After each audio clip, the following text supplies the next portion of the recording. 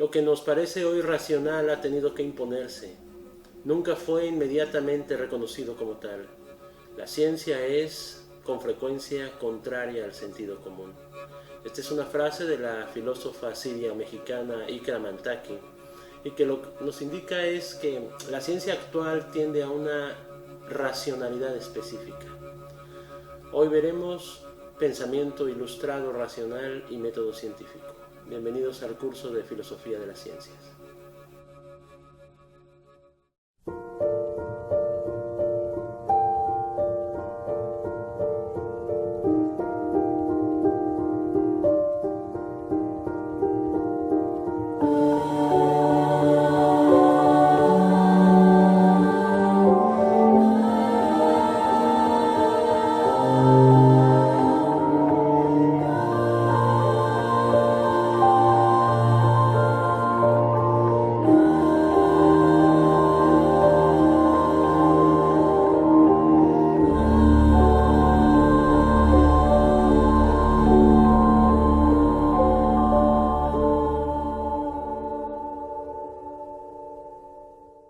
El botánico Carlos Linneo nos clasificó en su sistemática biológica como Homo sapiens, es decir, el hombre sabio, el hombre que piensa, el hombre racional. Esta mitología está basada en una clasificación aristotélica de que el hombre es el único animal con una racionalidad especial, una conciencia que lo diferencia del resto de los animales. Los filósofos han tenido mucha dificultad en plantear qué significa razón, como logos, como guía autónoma del ser humano, etc. Sin embargo, hay muchos tipos de razones. En una discusión, dos personas pelean porque cada uno de ellos cree tener la razón, y de hecho cada uno la tiene porque tienen diferentes razones. Podemos de manera general englobar la razón científica como diferente a la razón poética. Por ejemplo, una se basa en teorías basadas en ecuaciones matemáticas, mientras que la otra se basa en mitos poéticos como representaciones del subconsciente a través de los sueños y del arte. Pero la razón científica no ha sido siempre igual. Lo que llamamos ciencia en la actualidad no es lo que se llamaba ciencia en la antigua Babilonia, por ejemplo. Un científico en el siglo XVI propiamente no existía, porque la palabra científica es acuñada hasta el siglo XIX. Entonces, un científico, entre comillas, como Paracelso de la Edad Media, ahora nos parecería un charlatán, y sin embargo ha sido uno de los pilares del desarrollo del método científico. Hoy veremos un poco pensamiento racional ilustrado y también método científico o métodos científicos, sobre todo una crítica al método científico, porque lo que llamamos ciencia actualmente, o las ciencias, principalmente las naturales, pensemos en la física, la biología y la química, están basadas en un pensamiento ilustrado del siglo XVI al siglo XVIII principalmente. Entonces nosotros somos hijos de la Ilustración. Y este pensamiento se enfoca en una razón específica, y esta razón es la razón de los estoicos. Podemos plantear que la razón ilustrada aparece en la antigua Grecia con una escuela de filósofos que llegaron hasta la antigua Roma. Los estoicos eran una escuela cuyo padre fue Zenón. Se atribuye el nombre a que él daba sus cátedras en la Estoa, que significa puerta en griego. Y hay muchos filósofos estoicos que pasaron a la historia, por ejemplo el propio Zenón, Crisipo, Posidonio, y ya en Roma Séneca, el gran comediógrafo que también fue el maestro del emperador Nerón, y este le obligó después a suicidarse. Epicteto con sus máximas, incluso un emperador romano fue un filósofo estoico, el célebre Marco Aurelio. ¿Qué planteaban los estoicos? Los estoicos plantean que toda la realidad es logos. Esto no es muy nuevo, ya lo había planteado Anaxágoras, también Heráclito, por ejemplo, pero para los estoicos este logos era una mente universal, y es lo que podemos nosotros hacer coincidir con el término contemporáneo de razón. Para los estoicos la realidad era un logos, pero que era una cadena de causa-efecto. Esto es muy importante y es la fe del científico actual. Todo efecto tiene una causa, si A entonces B. pero esa causa debe tener a su vez su causa. Recuerden ustedes que Aristóteles planteaba 4 causas, y una de ellas, que era la causa eficiente, tenía que ser una causa que era la madre de todas las causas para no irnos al infinito, es decir, lo que provocaba todo el movimiento. Para Aristóteles esta causa era Dios, se lo llamó Zeus, pero no es de un Dios religioso, es un Dios filosófico, sería el pensamiento que se piensa a sí mismo, que es una salida por la tangente de Aristóteles para evitar justamente irnos al infinito de causas. Para los estoicos la cadena de causas se llamaba Eimarmené, que son efectos que determinan el curso de las cosas. Pero el logos estoico es un logos material que penetra como neuma, es decir, como aire, donde quiera que haya forma y vida. Y el hombre, como animal racional, se separa del abismo cuando esta razón, este logos, penetra en él, y la razón reside en el hegemonicón. El hegemonicón es la chispa de fuego divina y universal. Es decir, los estoicos tienen una doctrina mística a partir de que todo tiene causa y efecto. Si todo tiene causa y efecto, entonces la realidad está determinada. Es una realidad determinista donde no existe la libertad como tal, y si no existe la libertad, entonces nuestra propia razón puede anticipar un efecto, y entre más conozcamos causas, más podemos predecir los efectos. Y esto nos va a llevar después a un ideal de que la ciencia progresa, por ejemplo. Tal vez la tesis de los estoicos es que todo cuanto existe es una homologación del logos eterno. Es decir, todo cuanto existe es racional. Recuerden ustedes después la frase de Hegel: todo lo real es racional y todo lo racional es real. Es más o menos lo mismo, parte de aquí, pero la filosofía estoica era teleológica, es decir, todo tiene un objetivo, tiene un fin. ¿Y cuál es el objetivo del hombre? Volverse un dios. Por medio de la razón el hombre podrá volverse un dios, y esto se va a retomar sobre todo en la filosofía de la ciencia, o más bien en el anhelo científico positivista e industrial milenios después. Ahora, en la actualidad, los científicos y los técnicos estamos en el umbral de volvernos dioses. No sabemos qué es la vida, pero ya estamos jugando con ella, por ejemplo, ¿no? Y este logos, esta razón, es universal, pero es un fuego universal. Recuerden ustedes la metáfora de Heráclito, de que el principio, el arjé, es fuego. Es un fuego que te quema. El fuego es el único animal que vive mientras devora, y entonces representa el pensamiento. Entre más pienses, más ardor tendrás, consumirás todo con el pensamiento, y la realidad es un fuego que consume todo. Esto en griego es ekpirosis. Es una especie de fin del mundo por un incendio. Sin embargo, no es un fin del mundo real, porque es un ciclo racional. Después de la ekpirosis surge la apocatástasis, que es la restitución del logos, la restitución de la razón por medio de un renacimiento. Piensen en un bosque como si la realidad fuera un bosque. El fuego la consume, el fuego de la propia razón, pero de las cenizas quedan semillas y el bosque volverá a florecer. Esto evidentemente es un ciclo eterno de materia y energía, pero siempre con un objetivo, una especie de progreso racional. Bien, eso es la tesis principal de los estoicos, que entre las escuelas griegas de la antigüedad era una más de las posturas dialécticas, de las posturas filosóficas de muchas escuelas, como la platónica, la aristotélica, la de los materialistas epicúreos, por ejemplo, que nunca tomó fuerza como para convertirse en una especie de dogma, ¿no?, que fuera la base de ciertas ciencias. Pero es importante saber esto, porque este tipo de la razón estoica es justamente la razón que en la actualidad los científicos detentan, a veces sin saberlo. Para entrar en el pensamiento, digamos, moderno, como lo llaman ciertos filósofos, o contemporáneo, acerca de lo que es la razón, tenemos que entender que esto es un proceso histórico. Como nos dice la frase de Ikramantaki, la razón se tiene que imponer. Cada cultura tiene sus razones, y sus razones se van destituyendo cuando otra cultura las conquista, las domina y las sustituye por medio de la espada y de los libros, es decir, por medio de la guerra y de la educación. La van imponiendo. Y hay dos hechos históricos en Occidente que van a hacer resurgir la razón como la conocemos ahora. Una es la toma de Toledo por el Reino de Castilla.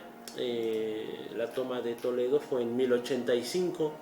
El Reino de Castilla le arrebata Toledo a los musulmanes en la España árabe, digámoslo así, y esto hace que la cultura cristiana entre en contacto con una cultura árabe que había arropado, había traducido a filósofos como Platón y Aristóteles. De alguna manera los árabes llevan de nuevo a cierto pensamiento griego a Europa, que más o menos del siglo IV al siglo XI estuvo opacada, oscurecida, dirían los ilustrados, lo que se llama Edad Media, por un pensamiento que a partir del siglo VIII-IX devino en la escolástica. Y la escolástica va a tomar fuerza a partir del siglo XI también. Para muchos historiadores el siglo XI es una especie de renacimiento. También es el siglo donde empiezan las cruzadas, no solamente la toma de Toledo, sino las expediciones cruzadas a Bizancio y después a Jerusalén, hacen que la cultura musulmana y la cultura cristiana no solo choquen, sino que también se nutran una a la otra.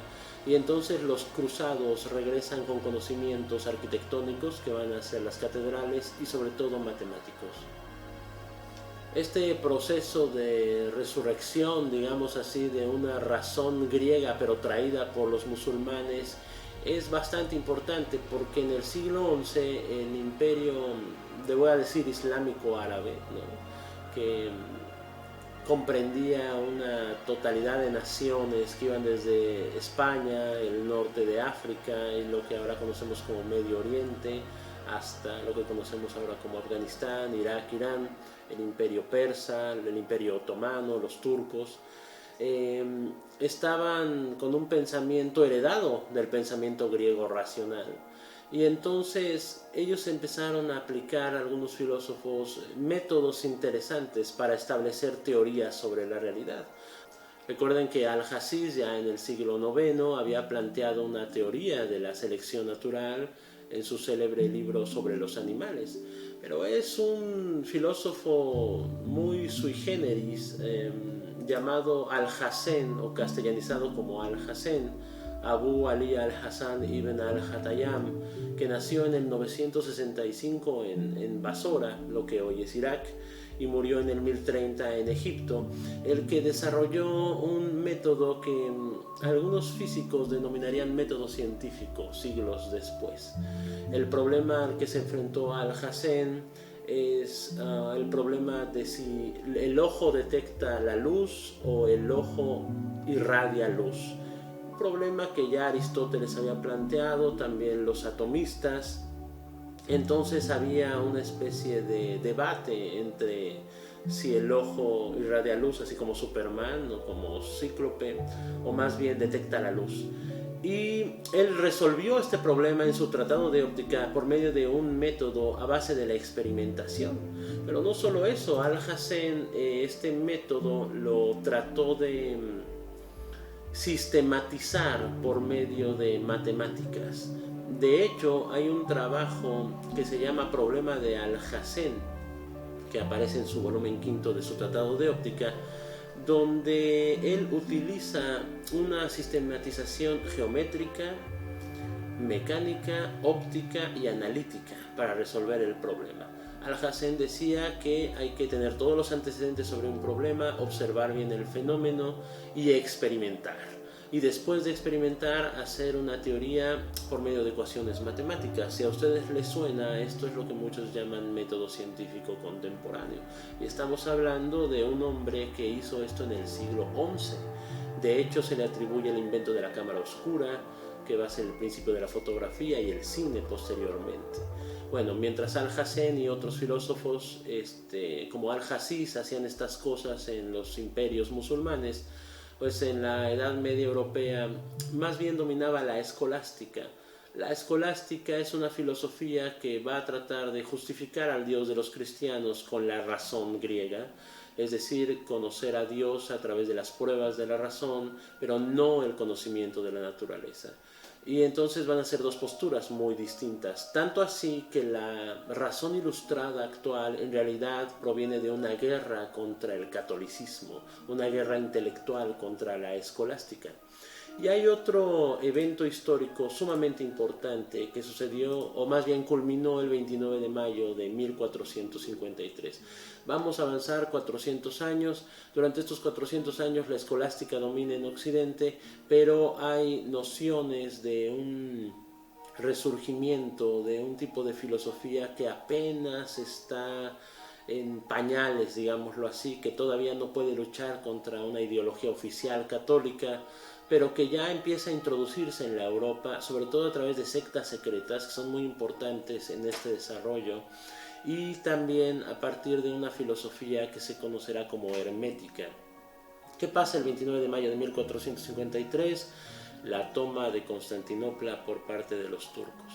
Después de 7 siglos, los turcos por fin logran conquistar la perla del Imperio Romano de Oriente, que es Bizancio, la antigua Constantinopla, hoy Estambul, musulmana, y eso hace que el Imperio musulmán copte el comercio de Europa con Asia. Ha tomado el control de esa zona y muchos bizantinos huyen hacia Roma, huyen hacia Italia, pero esos bizantinos llevan manuscritos griegos antiguos, y esos manuscritos griegos principalmente son traducciones de Platón. Es el pensamiento pitagórico matemático que se va a nutrir, o más bien va a chocar contra la escolástica de Occidente. Otro evento sumamente importante va a ser la reforma protestante de Martín Lutero, y también digamos la innovación, porque ya los chinos habían inventado la imprenta, pero la innovación de la imprenta moderna se debe a Johannes Gutenberg en 1459 con los caracteres móviles, que fue una de las revoluciones más grandes de la historia. Digamos que fue el internet del siglo XV. Es decir, si ustedes tienen ya libros que pueden imprimirse con caracteres móviles, ustedes pueden acelerar la producción de estos libros. Entonces el conocimiento se va a disparar, porque evidentemente ya es mucho más fácil publicar.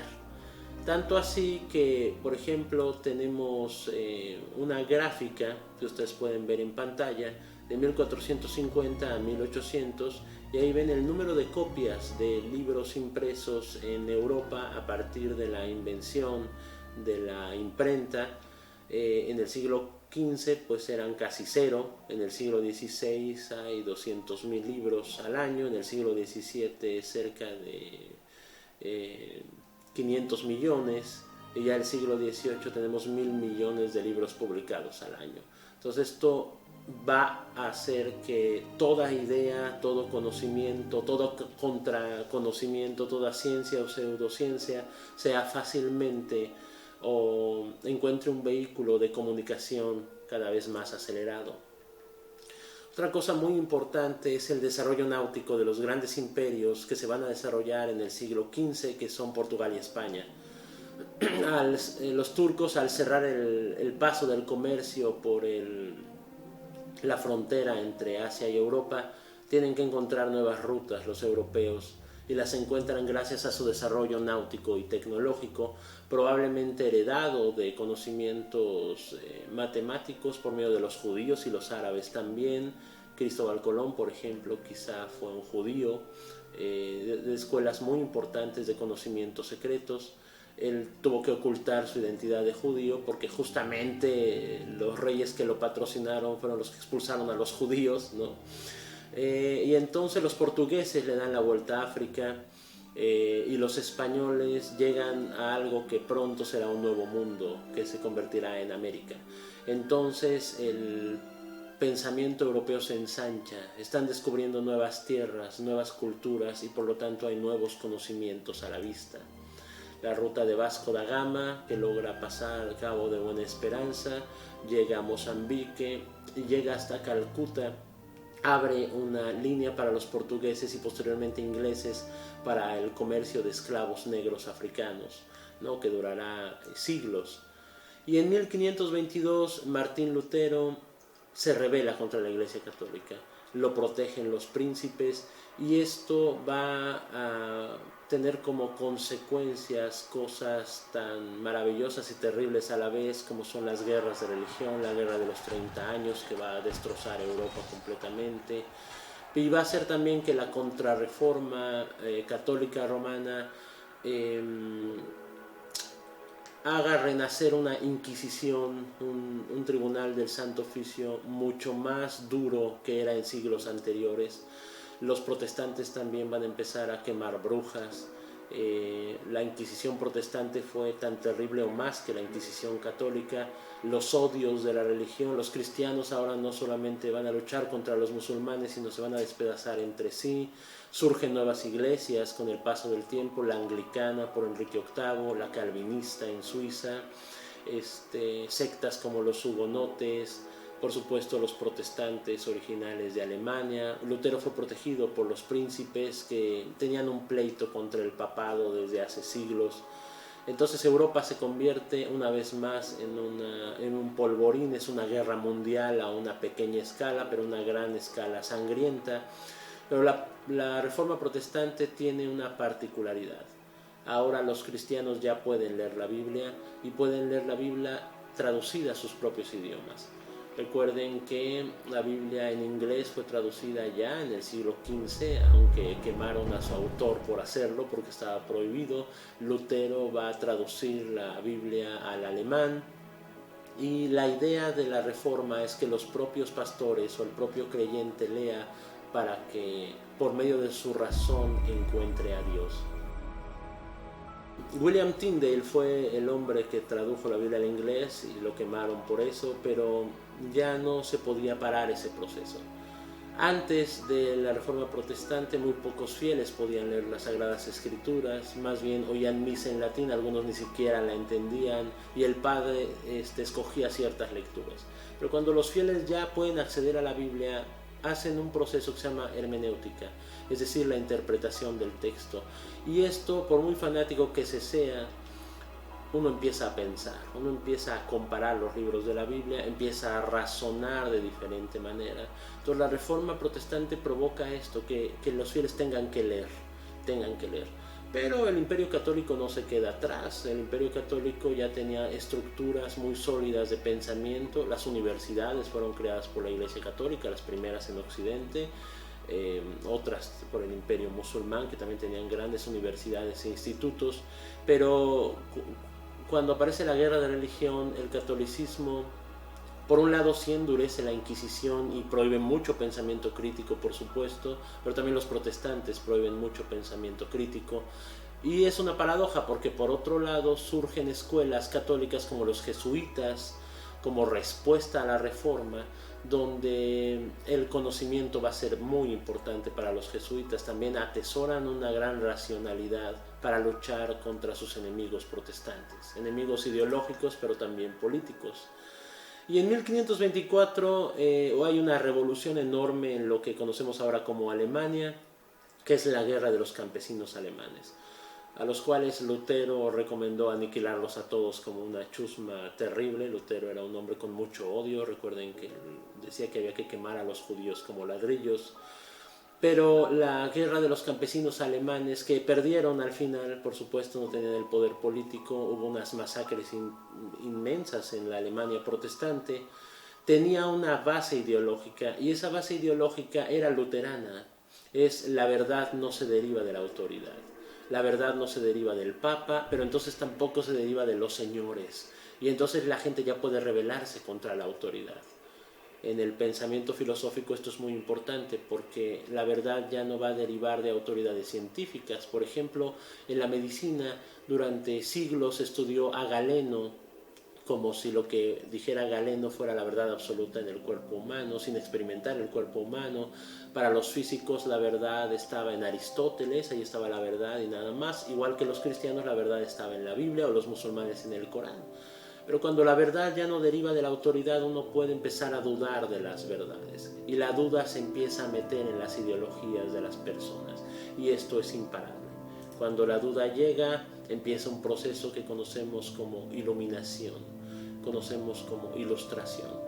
Pero este proceso no es tan lineal, tiene muchas paradojas, muchos recovecos y su historia es completamente oscura. ¿Por qué? Las propias guerras de religión van a impeler a que surjan sectas secretas de un conocimiento mistérico. Pero voy a hacer un paréntesis antes de un poco dibujar la historia sobre estas sectas secretas que conocemos como ilustración. ¿Por qué la llamamos así? Iluminismo también es un nombre equivalente. Los que detentan la luz, los que van a llevar la luz contra la oscuridad.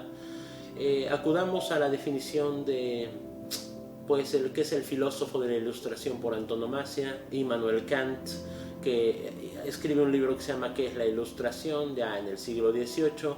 La frase de Kant es sapere aude, atrévete a saber. Para Kant la ilustración es la liberación de los hombres del estado de minoría debido a ellos mismos, es decir, dejar de ser niños. La minoría, digamos, de los hombres es la incapacidad de servirse del propio intelecto sin la guía del otro, es decir, dejar de ser un imbécil. Imbécil es una palabra griega que significa imbactrón, es decir, que usa bastón. Es una metáfora de que necesito un bastón para apoyarme, para sobrevivir. Dejar de ser un imbécil es deja de usar bastón intelectual, ponte a pensar, vive por ti mismo, sigue tu propia razón. Por eso es la frase de la ilustración. Digamos que el pensamiento iluminista, iluminado o ilustrado es la extensión de la crítica a toda creencia o conocimiento. Crítica significa análisis, entonces todo conocimiento, entre comillas, ahora lo vamos a analizar. Y también la realización de un nuevo conocimiento que incluya y organice los instrumentos para la propia corrección. Es decir, las ciencias tendrán que justificarse a sí mismas. El uso del conocimiento con la finalidad de mejorar la vida individual y asociada de los hombres, y esto es muy importante porque va a dar origen a una innovación tecnológica. Aquí el conocimiento no solamente va a ser para filosofar, sino tiene que ser un conocimiento aplicado. Y bueno, Kant basa la tesis de la ilustración en unas palabras supuestas de Pericles que probablemente nunca dijo. Pericles, el tirano de Atenas, que se atribuyen a Tucídides. Tucídides hace decir a Pericles cuando los atenienses pierden la guerra contra los espartanos: mantenemos a nuestra ciudad abierta y nunca se da el que impidamos a nadie que pregunte o contemple algo. Es decir, un ideal de libertad de expresión, un ideal donde todo conocimiento tiene que ser para todo el mundo, para toda la ciudad, un ideal que jamás se ha logrado, pero ese es el ideal de la ilustración abierta. Bien, ahora sí entramos en una historia un poco oscura que tiene que ver también con el desarrollo de la química como ciencia contemporánea, que es las sociedades secretas. Parece un cuento de conspiraciones, parece un cuento propio de gente loca y conspiranoica, pero lo cierto es que es histórico, porque las guerras de las religiones entre los protestantes y los católicos hacen endurecer las dos inquisiciones. En Inglaterra los anglicanos queman católicos, y cuando María, la reina católica, toma el poder, quema protestantes. Pero cuando Isabel vuelve a retomar el poder protestante, quema católicos. Y cuando Jacobo endurece su fanatismo cristiano, quema brujas. Mientras que en Alemania o en Suiza se condena a muerte a los papistas, es decir, a los católicos. Y por otro lado, la Inquisición en España y en Italia quema judíos, pero también quema protestantes. O sea, hay un quemadero por todos lados. Uno no sabe qué es herejía y qué no, dependiendo en dónde esté. Por eso Descartes, por ejemplo, tiene que huir a Holanda para decir ciertas cosas, pero Spinoza en Holanda, en cambio, es censurado por la comunidad judía. Entonces, la verdad es que es una pelea de gallos, es una pelea de gallos intelectual, es un gallinero y hay hogueras por toda Europa. Jamás se quemó tanta gente, y ya no estoy hablando de la época medieval, estoy hablando de lo que conocemos como Renacimiento. Del Renacimiento del siglo XV hasta el siglo XVII no se quemaron tantas personas como se habían torturado en la Edad Media. Entonces la modernidad empieza con quemar gente, y quemar gente es también quemar libros y quemar ideas. Entonces, sociedades que quieren encontrar un nuevo conocimiento ilustrado a veces tienen que esconderse. porque tienen que esconderse en contra del poder político que los censura. Y aparecen muchísimas sectas que los historiadores han desenterrado con el tiempo, que al tener que ser secretas no pueden cumplir con el ideal de la Ilustración, que es que haya un conocimiento abierto. De hecho, incluso son sectas muy oscuras por su incapacidad de comunicarse unas con otras. Aparecen los manifiestos Rosacruces, por ejemplo, en el siglo XVII, en el siglo XVI, en lo que es el centro de Alemania. Las sectas Rosacruces tienen ya un pensamiento hermético. Pero ese pensamiento hermético viene de 200 años antes, se introduce en la Europa católica justamente debido a los grandes doctores y eruditos bizantinos que emigraron por la caída de Constantinopla, y de hecho los maestros del Renacimiento italiano van a basar su renacimiento y su humanismo en ideas de Pitágoras y Platón, pero también de un dios llamado Hermes Trismegistos, que probablemente es el Tot egipcio, que lleva una ciencia llamada alquimia. La alquimia, como ustedes saben, es la ciencia que va a tratar de encontrar el elixir de la vida y la piedra filosofal. La piedra filosofal es el lápiz filosofalis que convertirá cualquier cosa en oro, cualquier metal en oro. Pero la alquimia es interesante porque no solamente es material, sino que también es idealista. Es decir, en convertir todo en oro también significa un progreso del alma humana. Llevan ideas como que el microcosmos refleja el macrocosmos. Alguien clave en la historia de la medicina y la química como Paracelso era alquimista. Uno de los últimos alquimistas fue Newton, Isaac Newton. Entonces estas sectas secretas comienzan a llevar el pensamiento hermético, pero también matemático y alquímico, que era una mezcolanza que a alguien de nuestra época nos parece una charlatanería. Pero recuerden que en esa época la magia y la ciencia eran equivalentes. La magia es la capacidad de transformar la realidad mediante operaciones que se llaman hechizos, y esos hechizos tenían que ser sistematizados por medio de una metodología. Pero los Rosacruces realmente son una secta muy nueva. Antes de ellos estaban los hombres de la Sociedad de la Luna Nueva, los librepensadores, por ejemplo, ingleses, que tuvieron que esconderse de la reina Isabel o de la reina María y después del rey Jacobo. Probablemente Shakespeare fue uno de ellos. Christopher Marlowe fue evidentemente uno de ellos. El gran mago John Dee, que hablaba con ángeles y fantasmas, fue uno de los que introdujo el pensamiento hermético en Inglaterra, pero también el pensamiento matemático, con la idea de Alhazen, que había que matematizar la realidad, algo muy importante. Cuando la corte de Rodolfo II en el Rin intenta ser un bastión protestante en contra de los católicos, la gran boda de Isabel, la hija del rey Jacobo de Escocia, con el elector del Palatinado, conlleva a que grandes, digámoslo, iniciados, maestros de esa secta se unan. Probablemente Íñigo Jones estuvo ahí, también Shakespeare, quizá La Tempestad, su última obra que escribió, la escribió como una alegoría de esa gran boda. Era crear una especie de imperio protestante ilustrado que fue derrotado. Los católicos los derrotaron en la batalla de la Montaña Blanca y su sueño de ilustración se hizo polvo. Con la caída de los protestantes en la Montaña Blanca inicia la guerra de la religión entre los protestantes y los católicos. Entonces las sectas se tienen todavía que cuidar más. No solo están los Rosacruces, sino la Sociedad de Libre Pensamiento. Probablemente los protomasones aparecen en esa época. Los francmasones se les atribuye a Francis Bacon como uno de sus primeros líderes en Inglaterra. Y todas estas sociedades secretas lo que buscan es una ilustración, un conocimiento nuevo en contra de la escolástica. De hecho, si uno lee sus manifiestos, están en contra del pensamiento de Aristóteles, el pensamiento de Santo Tomás de Aquino. Su gran enemigo era el catolicismo. No quiere decir que en la Europa católica no hubo una especie de ilustración. El Renacimiento italiano se da con el Papa, se da en la Italia católica. Leonardo da Vinci y Miguel Ángel Buonarroti fueron discípulos de Pico della Mirandola, de Piero della Francesca, arquitectos y matemáticos italianos que se nutrieron de la filosofía hermética. y la filosofía griega. Entonces no es cosa solo de los protestantes. De hecho, uno de los primeros católicos en realzar este pensamiento fue un español, Francisco Sánchez. Francisco Sánchez, conocido como el escéptico, porque él planteaba la duda como metodología.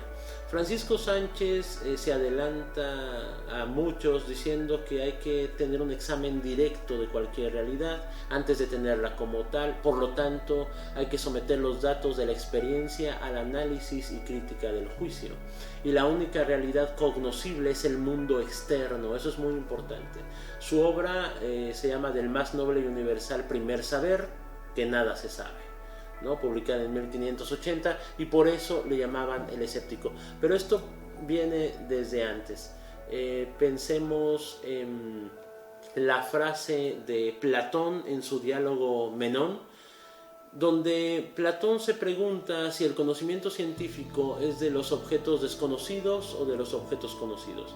Si es de los objetos desconocidos, perderemos el tiempo porque jamás podremos conocerlos, mientras que si es de los objetos conocidos, no tendremos ninguna guía, indicación o referencia porque ya están conocidos y solo sería lógica. Por lo tanto, los conocimientos de los objetos hay que sistematizarlos. ¿Y cómo? Nos dice Platón, por medio del orden y la medida, que son los que forman el contenido de la matemática. Justo este pensamiento es el que va a heredar Pico della Mirandola, Piero della Francesca, y ya aparece en los escritos de Leonardo. Leonardo da Vinci, mente universal, gran artista, dice en sus notas: quien rehúsa la suprema certeza de la matemática nutrirá su espíritu de la confusión y jamás podrá imponer silencio a los sofismas, los cuales solo conducen a interminables disputas en torno a las palabras.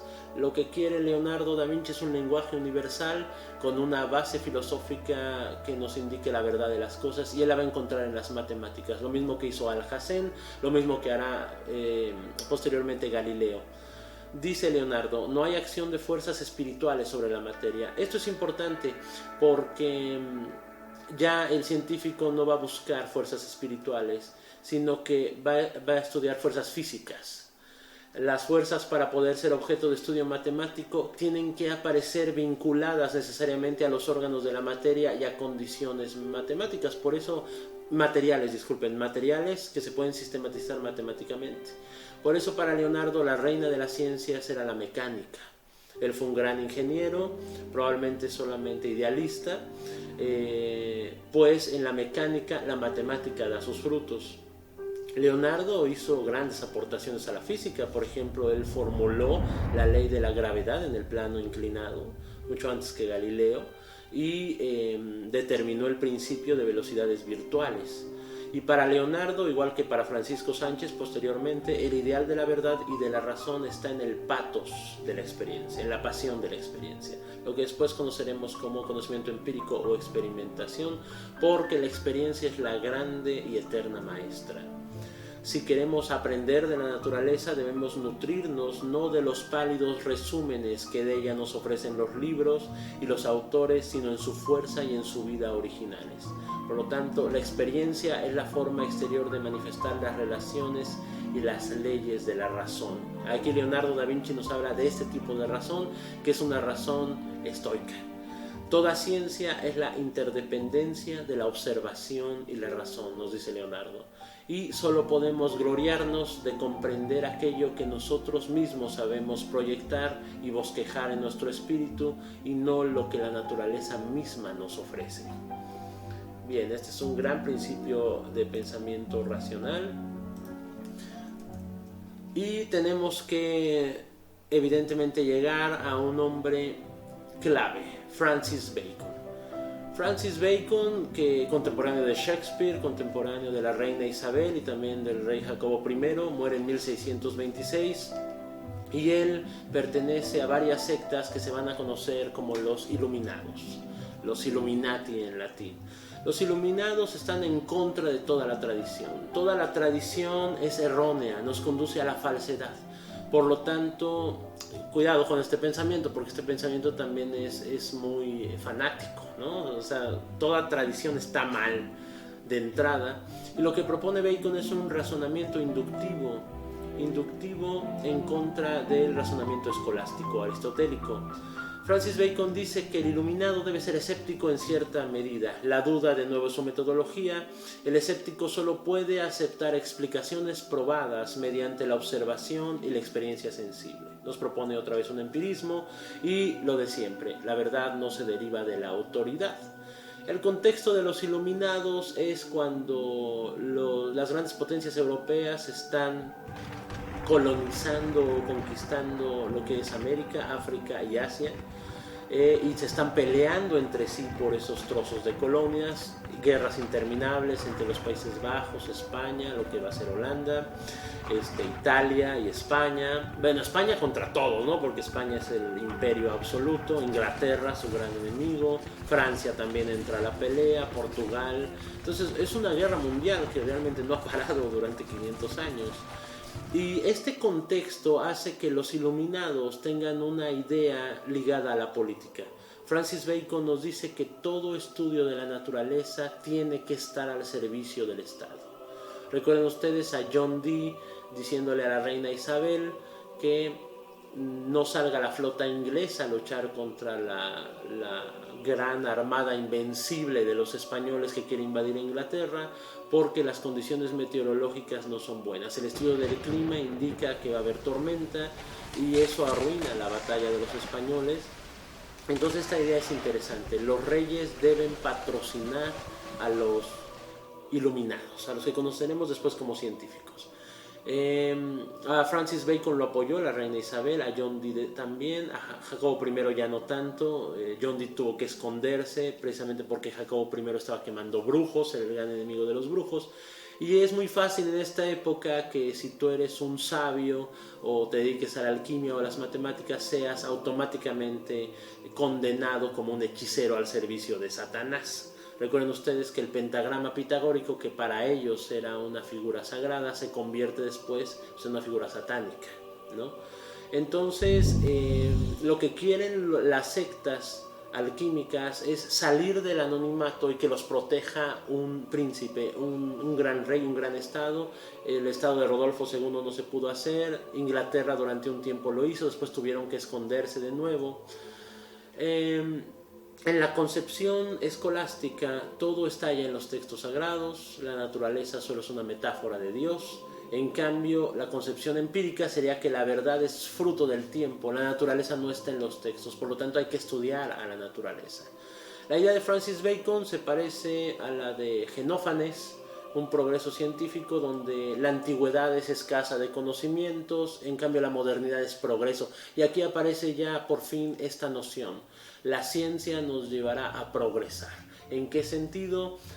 Francis Bacon dice, si sabemos nosotros la causa de las enfermedades, podemos curarlas. Y entonces la ciencia hará que en el futuro seamos mejores. Esto se llama empirismo baconiano, los sentidos nos engañan. Aristóteles había dicho que los sentidos nos indican la realidad. Por medio de los sentidos nosotros podemos conocer a la naturaleza. No, dice Francis Bacon, siguiendo a Platón, por supuesto. Los sentidos nos engañan, por eso es necesario un método. Y entonces aquí aparece otra vez la noción de un método científico. Este método científico va a estar en contra de los nombres, de los nómenos. ¿Por qué? Piensen ustedes en el psicoanálisis. En el psicoanálisis ustedes van con el psicoanalista y ustedes hablan, son palabras, y él les responde palabras. O van a la doctrina los sábados y la viejita les enseña la doctrina de la Biblia, y son palabras. Y Bacon está en contra de las palabras. Yo quiero experiencia, yo quiero experimentación, no quiero nada más filosofía, bla, bla, bla. Para Bacon no hay que confundir las palabras con las cosas. Hay que enamorarse de la realidad, no de las palabras, porque las palabras no son espejos fieles de la naturaleza. Entonces, en lugar de ir a la universidad, escuchar al profesor hablar y tomar cátedra, vamos al laboratorio y experimentemos lo que el profesor nos dice. Porque hay un gran peligro, dice Bacon, en confundir las palabras y las cosas. Los que confunden las palabras o las cosas van al error. Entonces, la interpretación de la naturaleza consiste en el ascender sin saltos y por grados de las cosas particulares a axiomas. Encontrar un axioma que después se va a llamar ley de la naturaleza, una ley universal por medio de la inducción. Y Bacon propone unos pasos que tal vez a ustedes les parezcan conocidos. La observación. A partir de la observación de la realidad, uno tiene que hacerse una pregunta, después plantear una hipótesis. Esta hipótesis es una especulación, como decía Genófanes. Después hacer una predicción de lo que va a pasar si yo experimento para probar mi hipótesis, y hacer el experimento, que es la parte más importante de este método, para después tener resultados. Y a partir de estos resultados llegar a un axioma general. Este es un método científico propuesto por Francis Bacon. Este método científico Bacon no lo hizo muy poco. De hecho, él murió intentando hacer un sistema de refrigeración y le dio neumonía, intentó congelar un pollo. Realmente su método científico no le salió a él, nunca lo aplicó de manera correcta, pero en la filosofía de la ciencia se afianzó como un método ideal. Para Bacon no hay que interpretar a la naturaleza. Ya estamos hartos de interpretar la naturaleza. Yo no quiero saber qué es ese arbolito, qué es ese pulpo. Yo lo que quiero es dominar a la naturaleza. Hay que conocer a la naturaleza para dominarla. El sueño de que los hombres nos volvamos dioses. Y esto aparece ya en un libro de Bacon de 1620 que se llama Novum Organum. La nueva obra, el nuevo órgano, que son indicaciones relativas a la interpretación de la naturaleza, donde dice: knowledge itself is power, ipsa scientia potestas est, es decir, el conocimiento o la ciencia en sí misma es poder. El que tiene el conocimiento tiene el poder. Si el Estado apoya a los que van a dar conocimiento, ese Estado se hará muy poderoso. Él está hablando en 1620, pero esto se va a hacer realidad en el siglo XIX y en el siglo XX, sobre todo en las dos grandes guerras mundiales. Otro libro de Bacon, que probablemente era un manifiesto secreto para su propia secta y que ahora es un clásico que hasta los niños leen, se llama La Nueva Atlántida. La Nueva Atlántida es un libro muy pequeño, es una utopía donde unos viajeros llegan a una isla perfecta, ideal, basada en la razón ilustrada. Es una sociedad ideal y muy avanzada, establecida en esa isla, pero que quiere establecerse en todo el mundo. Fíjense aquí, los iluminados quieren conquistar el mundo a través de la propia razón por medio de la ciencia. Y estos iluminados son un grupo de sabios, geómetras y astrónomos que se llaman los iluminados porque son los constructores de la luz. Esa es la metáfora que usa Francis Bacon. Y los constructores de la luz tienen un objetivo. Cuando el mundo esté conquistado a la luz de la razón, habrá armonía universal. La armonía entre los hombres puede alcanzarse mediante un control de la naturaleza que les facilite los medios precisos para su vida. Eliminar a los animales dañinos, predecir los terremotos, etc. Y la tesis de la Nueva Atlántida es que un mundo construido por la razón debe ser perfecto. Deseamos tener luz de los descubrimientos realizados en todos los lugares del mundo. El científico ya no se debe limitar a una región, sino estudiar todo el planeta. El fin de nuestra fundación es el conocimiento de las causas, otra vez el pensamiento estoico, y movimientos secretos de las cosas. Secretos para que dejen de ser secretos, así como la ampliación de los límites del imperio humano para hacer posibles todas las cosas. ¿Qué plantea Francis Bacon en la Nueva Atlántida? Experimentación con plantas y animales, manipulación biológica, laboratorios de óptica y acústica, submarinos, naves voladoras, cinturones para nadar, laboratorio de movimiento perpetuo y armas químicas. 1620. Ahora tenemos todas esas cosas, excepto un laboratorio de movimiento perpetuo. Probablemente eso nunca lo encontremos por la segunda ley de la termodinámica, pero el sueño de los iluminados se hizo realidad 4 siglos después.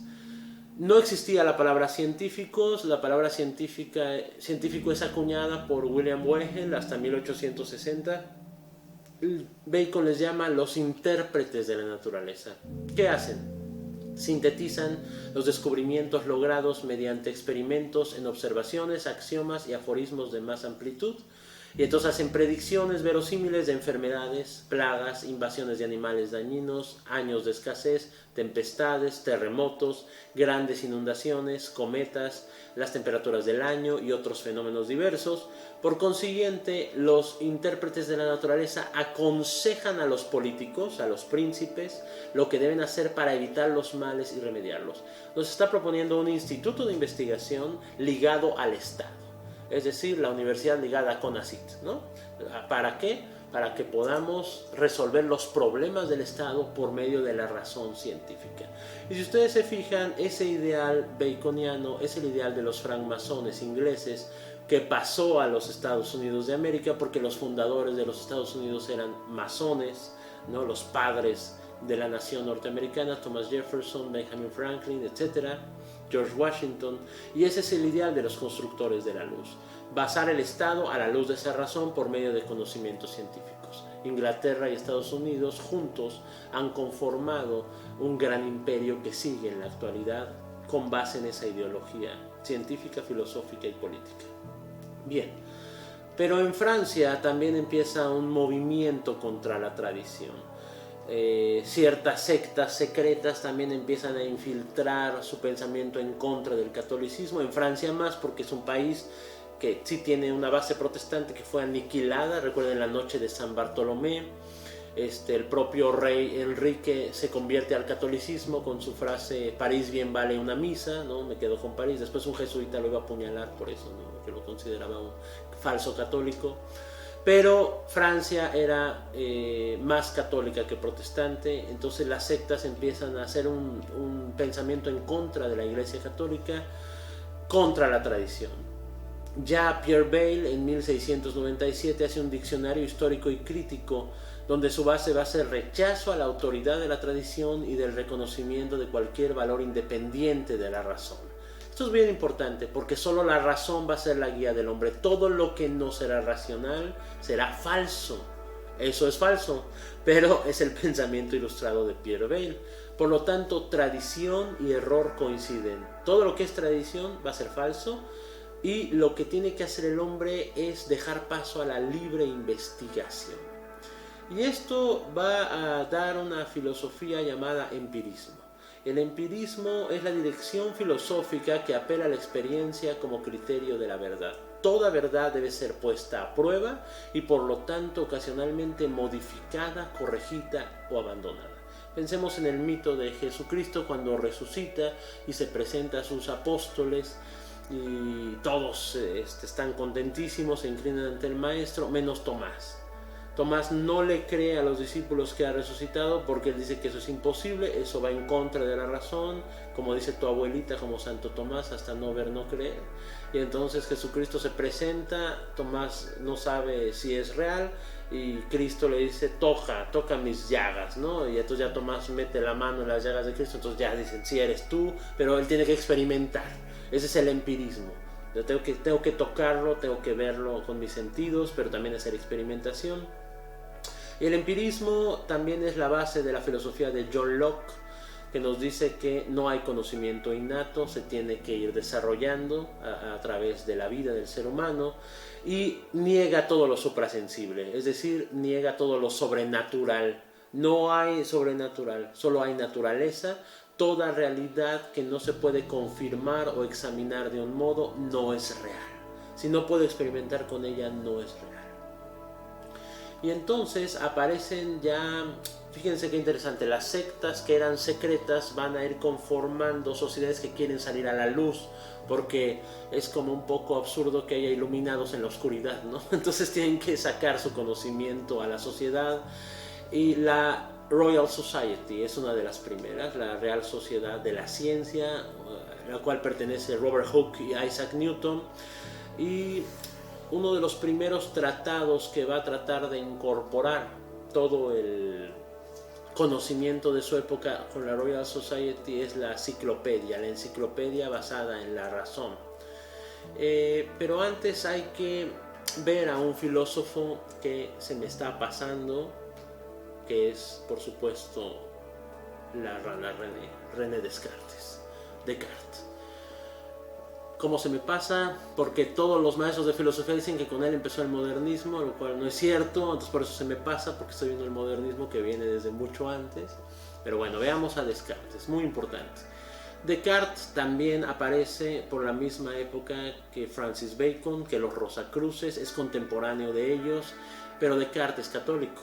Descartes de hecho fue un mercenario, fue un hombre de acción, fue un asesino al servicio de los ejércitos católicos que luchó contra los protestantes en las guerras de religión. Era un genio matemático impresionante, revoluciona las matemáticas de su época con la geometría analítica. De hecho, él cuenta que en una tienda de campaña en plena guerra había una mosca y entonces él se le ocurren las coordenadas de la geometría analítica tratando de descifrar a dónde va la mosca en el techo. Y entonces Descartes también, igual que los filósofos que hemos visto, plantea la duda como metodología. Descartes duda, una especie de duda universal. Es un falso escéptico porque Descartes duda de todo menos de Dios. Es decir, no dudas de Dios, no dudas, ¿no? Pero bueno, él dice, yo dudo de todo menos de Dios, y de hecho él, como buen católico, quiere demostrar que Dios existe por medio de la razón. Aquí quiero dejar planteado algo, ninguno de estos hombres era ateo. Francis Bacon incluso quiere proteger la teología de la filosofía natural separándolas, porque el pensamiento crítico no debe criticar a Dios. Todos estos hombres eran cristianos, los iluminados eran cristianos, los renacentistas italianos eran cristianos, o sea, no hay un pensamiento ateo. El pensamiento ateo es muy difícil en estas sociedades, muy complicado, porque debe existir un Dios como causa universal y ellos identifican a Dios como el Dios cristiano. Evidentemente no se están saliendo de su postura religiosa, simplemente están encontrando otras metodologías para conocer el mundo. Entonces, para Descartes, el mundo no se conoce por la imaginación ni por la percepción, sino por la razón pura. Esto es algo bien importante porque después es lo que Kant va a criticar en su crítica a la razón pura. Está apelando a la crítica a la razón pura establecida por Descartes. Recuerden su frase cogito ergo sum: si yo pienso, si yo cogitatione, si yo razono, entonces soy. La prueba de que soy real, el yo, es porque yo pienso. O sea, el pensamiento que se piensa a sí mismo podrá ser Dios, pero yo tengo conciencia que se piensa, que es conciencia, por lo tanto esa es la prueba de que yo soy. Por eso para Descartes la prueba de la existencia de Dios es una prueba racional. Si yo tengo la idea de una perfección y mi mente no es perfecta, alguien me debió meter esa idea es Dios, que es una variante de San Anselmo. Entonces, Descartes, otro gran enemigo de la escolástica aristotélica, nos dice que la metafísica no ayuda a descubrir, sino solo a confirmar los principios de la ciencia. Por lo tanto, él establece un método de nuevo. De hecho, su obra maestra se llama El discurso del método, pero tengan cuidado, no es el mismo método que plantea Francis Bacon, no es el método de experimentación, hipótesis, etc. El método de Descartes, primero, la primera meta o objetivo del método es encontrar una ciencia pura de las relaciones y las proporciones, es decir, matemática. Descartes fue un físico interesante, él inventa el término trabajo que seguimos utilizando y nos dice que se debe acudir a la experiencia por medio de un análisis, pero él plantea no solo la intuición, sino también la deducción. Es lo contrario a Francis Bacon, es igual a Francis Bacon en este aspecto, es la inducción. Y toda inducción científica presupone un modelo. Es decir, hay que establecer un modelo después para intuir con base en este. Los fenómenos son demostrados, entre comillas, y comprendió mediante hipótesis matemáticas, pero su explicación debe ser demostrados por resultados efectivos. Para el método de Descartes, algo muy importante debe ser la medición de las cosas. La medida, como decía Platón, puede ser independiente del sujeto, pues es una relación entre las cosas, que esto es la definición del número pitagórico. El número pitagórico es que un número es la relación entre dos ideas. Para Descartes, la medida no es subjetiva, es objetiva. Si yo mido algo, estoy midiendo el mundo. Por lo tanto, la frase de que el hombre es la medida de todas las cosas no aplica. La dimensión es una regla de pensamiento conforme consideramos a un objeto mensurable, es una categoría del ser y esto no añade nada a su ontología. No porque yo mida un tiburón, añade algo a lo que es el tiburón. Esto va en contra de la metafísica aristotélica. Yo no me importa qué sea el tiburón, lo que quiero es medirlo. Y aquí la pregunta es el cómo, es la descripción de la naturaleza. Todo conocimiento entonces se obtiene mediante una comparación, y para comparar, que se debe comparar las magnitudes que estamos midiendo, se deben usar las coordenadas, ¿no? Geometría analítica. Entonces Descartes por eso se le atribuye realmente la modernidad científica en este aspecto, mediante su discurso del método, y él, ya después de ser un mercenario y un guerrero, se dedicó a filosofar. Fue acusado de Rosacruz en Francia. Él lo negó diciendo que los Rosacruces eran secretos y él estaba publicando en público, por lo tanto no lo era. Y otros dijeron, dices que no lo eres porque lo eres. Bueno, un relajo, ¿no? Y él fue invitado por diversos príncipes en Holanda, en Inglaterra también. Al final decidió irse a Suecia con la reina Cristina, una reina ilustrada, donde ahí Descartes murió de neumonía por caminar a las 6 de la mañana en Suecia. No se los recomiendo, ¿no? Y bueno, Descartes pues fue uno de los que cambió junto con estos filósofos ese pensamiento escolástico. Retomo un poco a Inglaterra, donde Ephraim Chambers en 1728 ya hace una enciclopedia. Las primeras enciclopedias fueron las enciclopedias chinas, ¿no? Hace miles de años, pero aquí la enciclopedia va a configurar el conocimiento de diferente manera. La forma de sistematizar un conocimiento implica la propia filosofía de lo que quiere sistematizar. Sistematizar es modelar un mundo nuevo.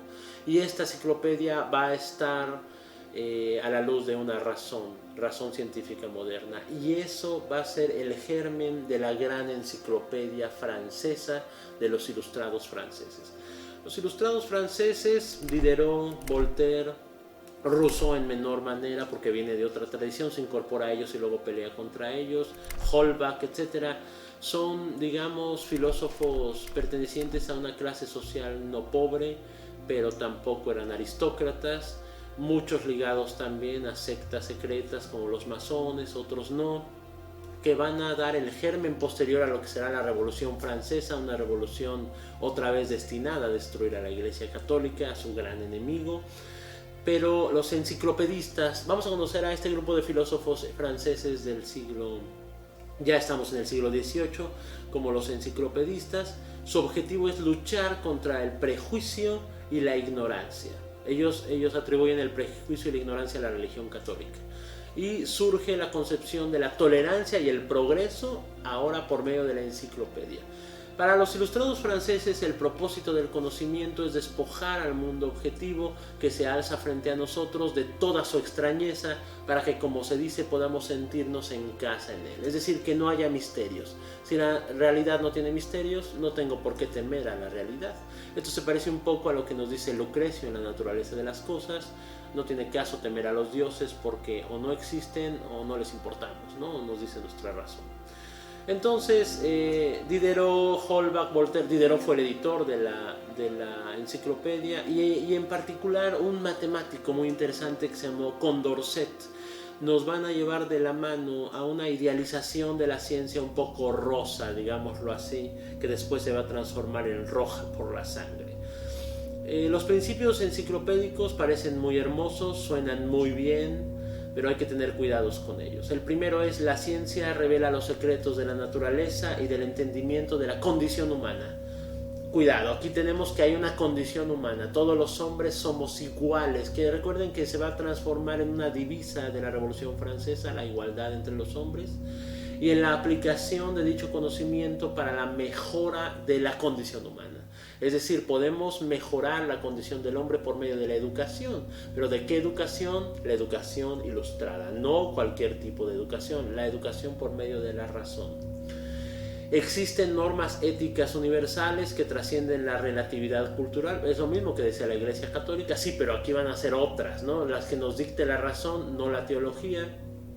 Creían, por lo tanto, en ideales de igualdad, libertad, sociedad secular, separar el Estado de la religión y la democracia, entendida como el poder para el pueblo, no el poder en manos de una minoría aristocrática ligando su poder con un dios que los pone ahí. La tecnología tiene que mejorar las condiciones sociales, lo mismo que nos dice Francis Bacon. Y algo bien interesante, que la naturaleza es buena, porque el creador es bueno, por lo tanto el hombre es bueno, por lo tanto todo es bueno. Entonces la ciencia nos llevará a una bondad cada vez mayor, y este progreso humano puede ser conseguido, y que la felicidad puede ser ampliamente distribuida para un bienestar mayor. Bueno, si se están riendo, no se rían, ¿no? Estos hombres eran optimistas, porque aquí la ciencia se va a convertir en un positivismo, se va a empezar a volver positiva. Y Condorcet, les digo, es el mejor ejemplo. Él, en su libro El progreso del espíritu humano, ya su nombre lo indica, nos dice que el ser humano tuvo unos inicios salvajes, pero la humanidad progresa de forma ininterrumpida hacia un estado de perfección. La educación nos mejorará. Cito a Condorcet: si el hombre puede predecir casi con total seguridad los fenómenos cuando conoce sus leyes, y esto es el ideal de Isaac Newton. Recuerden, su universo determinista es que, conociendo la posición y la velocidad de una partícula en un espacio independiente del tiempo absolutos, podemos predecir todas las coordenadas del universo. Nos está diciendo eso Condorcet. Y si incluso cuando no las conoce, puede predecir el futuro con mucha probabilidad de éxito, como piensan los físicos actuales, gracias a su experiencia del pasado, ¿por qué entonces habría de considerarse empresa fantástica la de trazar con cierta pretensión de verdad el destino futuro del hombre a partir de su historia? Esta es la tesis de la ciencia positivista. Ahora bien, la mayoría de estos filósofos no vio la Revolución Francesa, murieron años antes, pero Condorcet no. Condorcet sí llegó a la Revolución Francesa. Y la gran Revolución Francesa, que emana de los principios de estos ilustrados, se convirtió en una carnicería, y el progreso y la bondad humana se convirtieron en el odio que siempre ha sido, y Condorcet fue encerrado por los mismos revolucionarios. Su historia es muy triste, es una historia de decepción. No sabemos si murió de hambre en la cárcel o él mismo se suicidó para evitar la guillotina, pero es una gran tristeza que el hombre que creía en la bondad humana se enfrenta con la realidad de la condición humana.